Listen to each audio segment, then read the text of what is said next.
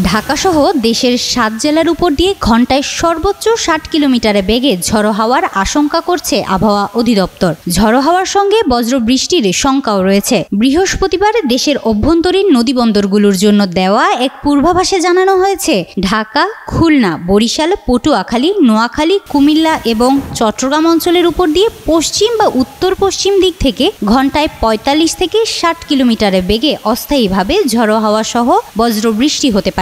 এসব এলাকায় ১ নম্বর সতর্ক সংকেত দেখাতে বলা হয়েছে নদীবন্দরগুলোকে। এছাড়া সারা দেশের পূর্বাভাসে বলা হয়েছে রংপুর, ময়মনসিংহ ও সিলেট বিভাগের কিছু কিছু জায়গায়, আর রাজশাহী, ঢাকা, খুলনা, বরিশাল ও চট্টগ্রাম বিভাগের ২-১ জায়গায় অস্থায়ীভাবে দমকা হাওয়া সহ হালকা থেকে মাঝারি ধরনের বজ্রবৃষ্টি হতে পারে। যমুনা ইলেকট্রনিক্স ঈদে ডাবল খুশি অফার সিজন 3, যে কোনো পণ্য কিনলেই পাচ্ছেন নিশ্চিত ঈদ উপহার। এ সময় দিন ও রাতের তাপমাত্রা সামান্য বাড়তে পারে বলেও জানানো হয়েছে।